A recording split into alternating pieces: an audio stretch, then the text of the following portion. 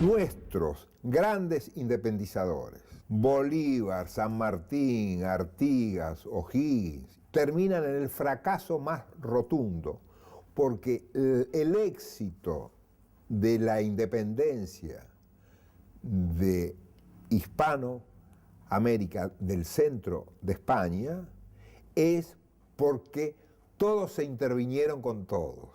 Y eso, sin embargo, dio como resultado el que cada uno se separó del otro. Iba a quedar con la independencia de América española y portuguesa quien controlara el océano. ¿Quién es el poder que controla el océano? Inglaterra. Nuestra independencia fue un gigantesco éxito inglés y que Bolívar termina diciendo: hemos arado en el mar. O sea, la independencia no tenía fundamento para ser independiente.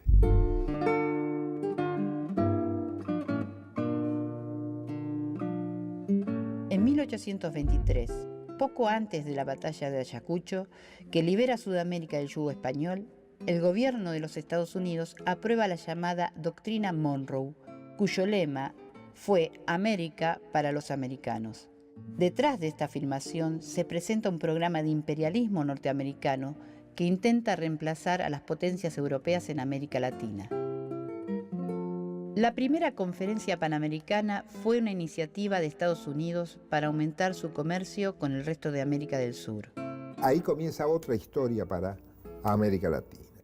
Ahí están Martí y Roque Sáenz Peña, que son, Roque Sáenz Peña es el que dentro de la conferencia se opone a lo que propone Estados Unidos.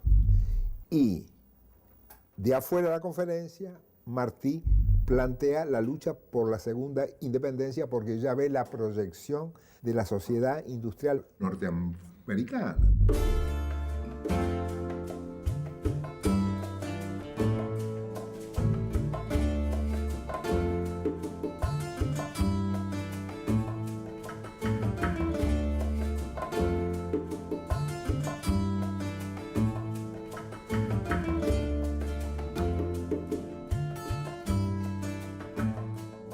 Nadie sabía lo que era América Latina.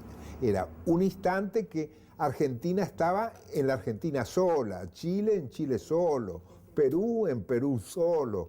Hacían su historia propia, pero no existía una historia de América Latina. Entonces, la generación que inicia el latinoamericanismo es la generación que escribe las historias de América Latina, las comienza con una dirección hacia la unidad. ¡Independencia o muerte! ¡Viva Cuba! Ustedes por el flanco derecho. ¡Corneta! General, ahí viene una partida.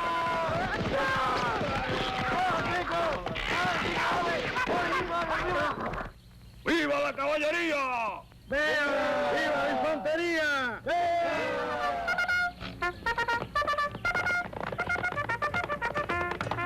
¡Arriba, caballero! Que hay mucho machete por dar todavía.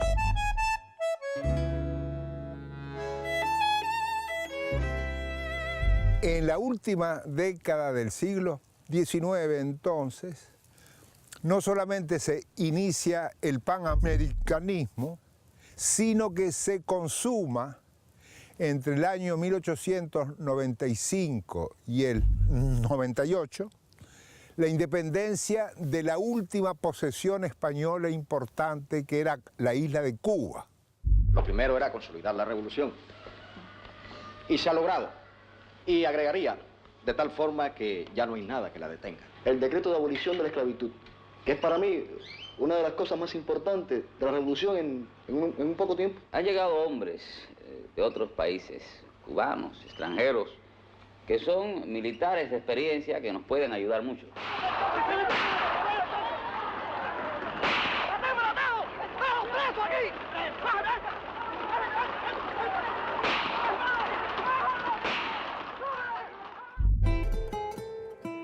A consecuencia de la conferencia panamericana, surge en Martí, que ya lo venía aprontando de antes, el intelectual que más lucha por la independencia final de Cuba y que es el promotor de la rebelión de Cuba para su independencia, pero él habla no de la independencia del último sitio de España, de la América española, sino en el que era el comienzo también del proceso de la segunda independencia.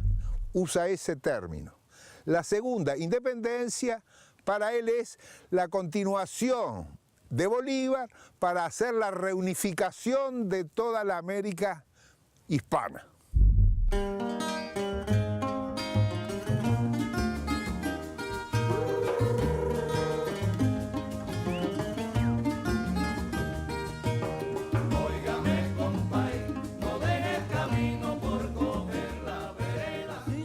¿Qué significa para Martí en el 90 hablar de la segunda independencia?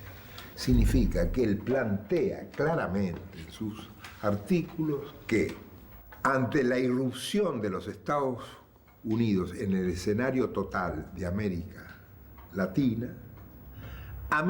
Latina solo podía sobrevivir en la unidad y haciendo que se terminaran los 20 países separados, las 20 historias nacionales separadas, que se formara una sola historia de América Latina que se enseñara en todos lados. Dice José Martí en Nuestra América, el problema de la independencia no era el cambio de formas, sino el cambio de espíritu. Con los oprimidos había que hacer una causa común para afianzar el sistema opuesto a los intereses y hábitos de mando de los opresores. La guerra de Cuba contra España no era eso y era el comienzo de la lucha por la segunda independencia. La unidad de América Latina ante Estados Unidos, única condición de sobrevivencia. Porque había oído hablar de Martí en términos literarios, pero no políticos, y eso no lo había oído nunca.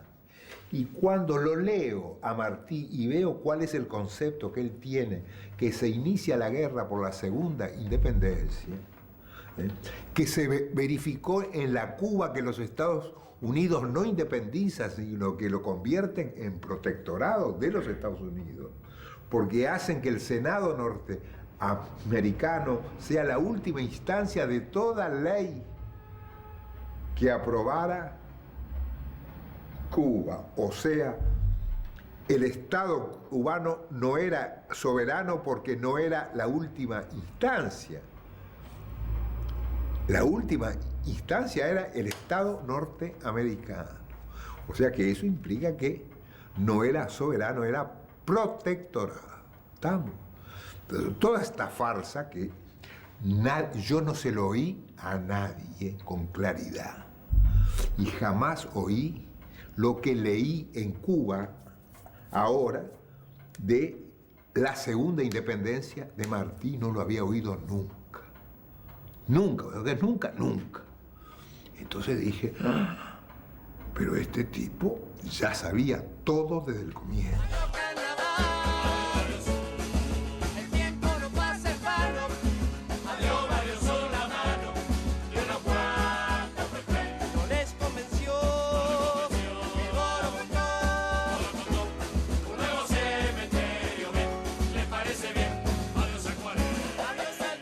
Pensemos, si no, en José Enrique Rodó, alguien para quien Mettol ha sido un maestro y un precursor del pensamiento latinoamericano del siglo XX.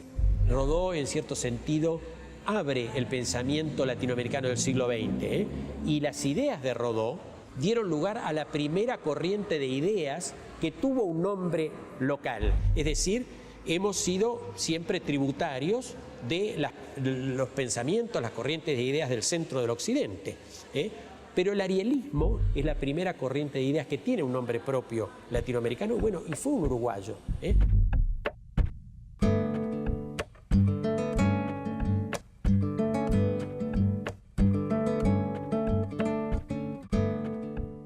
Desde el arreglo entre Estados Unidos y España, que España termina su ciclo americano, Rodó se encierra y genera el libro que va a publicar en febrero del año siguiente, o sea, en el 1900. Febrero de 1900 aparece el Ariel. El Ariel, que es hijo de la Guerra de Cuba, parece estar ajeno y en las antípodas. Pero yo creo que Rodó, que siguió con pasión el asunto y su latinoamericanismo se confirmó en esa lucha de Cuba, hace el Ariel una cosa singular. ¿Qué es el Ariel?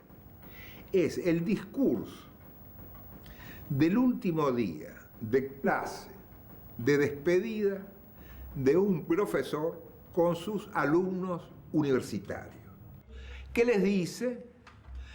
Quiero hacer una reflexión con ustedes que tienen que emprender una nueva lucha, una generación que entra en la sociedad y que tiene que proponerse un horizonte nuevo porque la historia va inventando retos incesantemente y ustedes tendrán que hacer las nuevas respuestas. Entonces yo quiero ayudarlos a pensar la nueva respuesta. Entonces él les habla de la emergencia todopoderosa de los Estados Unidos en el mundo y ante nosotros. Y entonces dice que la única posibilidad de ser nuestra es la unidad.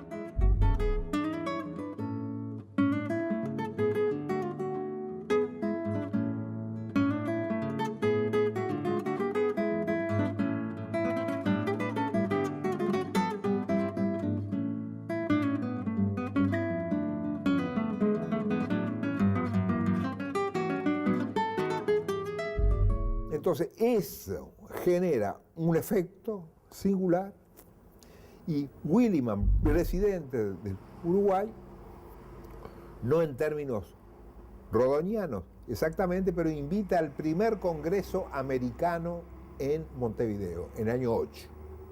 Hay dos protagonistas, el intelectual y el estudiantado universitario de las clases medias emergentes. Era el instante que las universidades ya no eran solo del patriciado del siglo XIX, sino que comenzaban a aparecer los sectores de clases medias que irrumpían en el mundo universitario.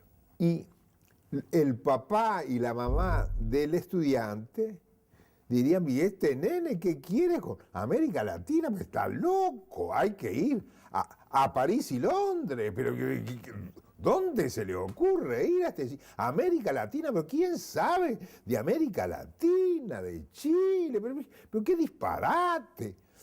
Es un orate el tipo Rodó, un profesor, al santo cohete.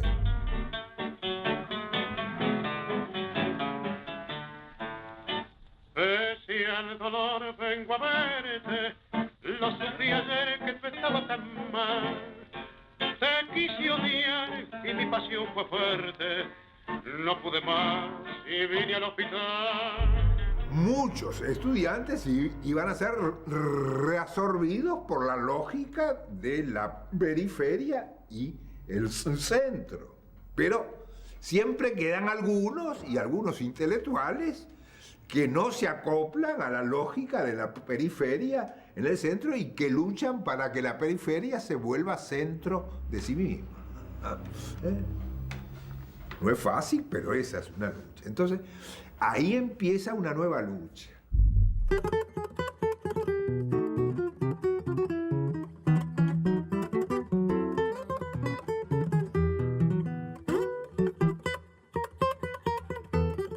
Y entonces aparece la primera generación de grandes intelectuales que empiezan a luchar por la unidad de América Latina. Manuel Ugarte, amigo de Rodó, etcétera, etcétera, va a ser el libro El porvenir de la América Española y va a recorrer América Latina aclamado por los estudiantes emergentes y sectores obreros de todos los países que estaban comenzando las industrias. Ya empieza a delinear una historia de América Latina, cosa que Rodó no había hecho 10 años antes, pero que es el eco de Rodó, poco como ejemplo. A los 5 años del Ariel había ya 3 ediciones de Rodó en México. Con eso ya les digo, en un mundo que no tenía un rol editorial importante.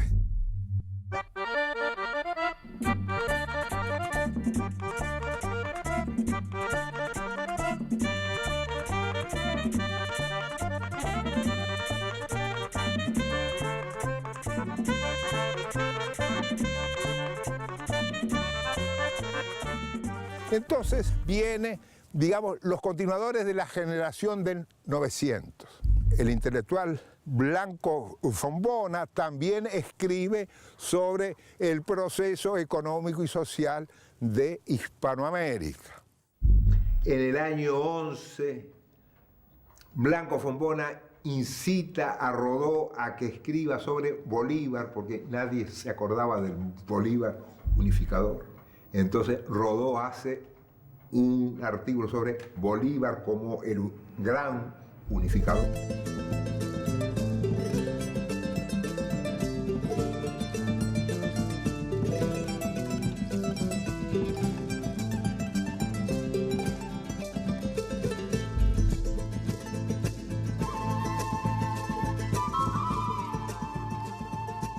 García Calderón hace 2 hermosos libros en París, donde los intelectuales latinoamericanos en Madrid y en París empiezan a pensar el conjunto. Es muy interesante cómo se hacen amigos, se reencuentran en París, Ugarte con muchos latinoamericanos, y ahí empieza a surgir el latinoamericanismo de los intelectuales, en París y en Madrid. Una cosa fantástica. En el centro.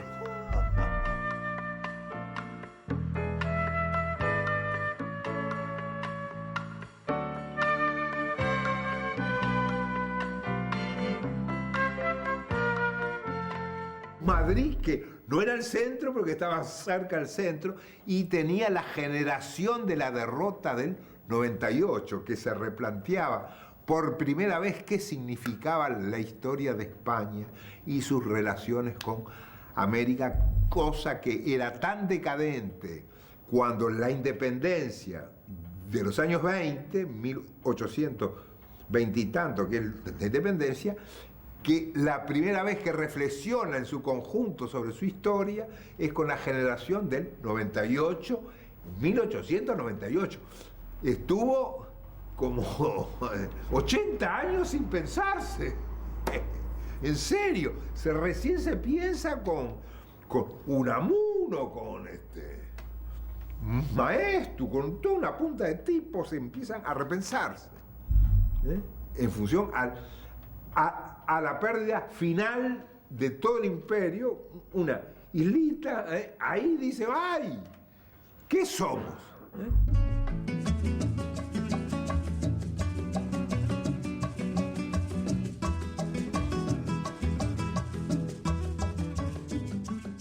Entonces esa es un poco la tarea que va a inventar la generación del 900. Va a ser una invención extraordinaria Y Ugarte, el argentino Ugarte, va a tener un rol magnífico, aunque la mayor parte de su vida la pasó en Francia y andando. Pero, digamos, su vida giró alrededor de la reunificación de América Latina.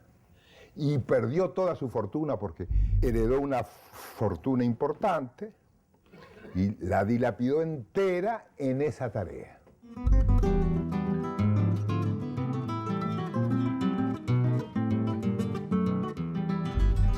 Gastó en 3 años de recorrida de América Latina autofinanciada, expulsado de un país, no aceptado, victoriado en otro, encarcelado. Le pasó de todo durante 3 años de recorrer América Latina proclamando la necesidad de la unidad, entre el año 10 y un poco antes de la Primera Guerra Mundial. Y es el que pone más en el mundo latinoamericano la necesidad de repensar qué significaban 20 independencias con una mayoría de enanos absolutas que los hacía inviables e inservibles históricamente. ¿Estamos? Condenados a la dependencia perpetua.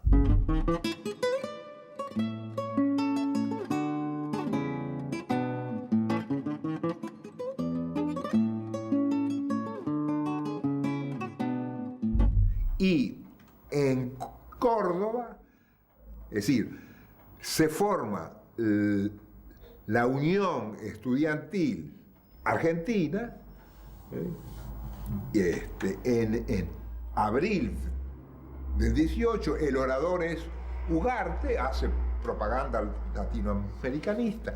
Él era neutralista, él no quería que Argentina participara en una guerra del centro.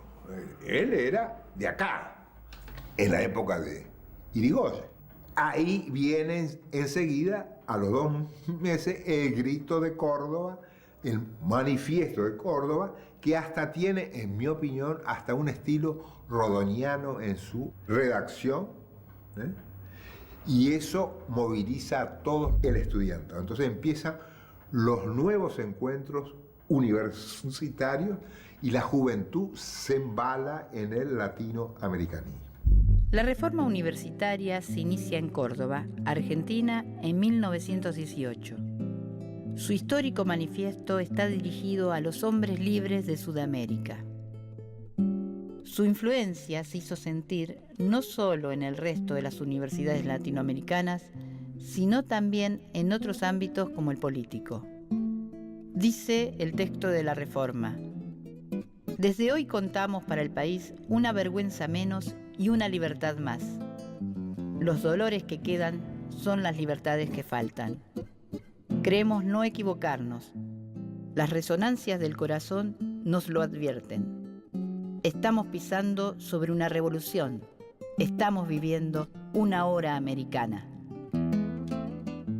La era de los estados-nación, eso se terminó. Ahora es la era de los estados continentales. Eso Perón se aburre de repetirlo. Si yo junto Uruguay, Ecuador y Perú, no pasa nada. Pero si junto Argentina y Brasil, pasa todo. Entonces el tipo dice, hay que ensamblar con el otro potente. ¿Quién es el otro potente? Brasil, o sea, Vargas.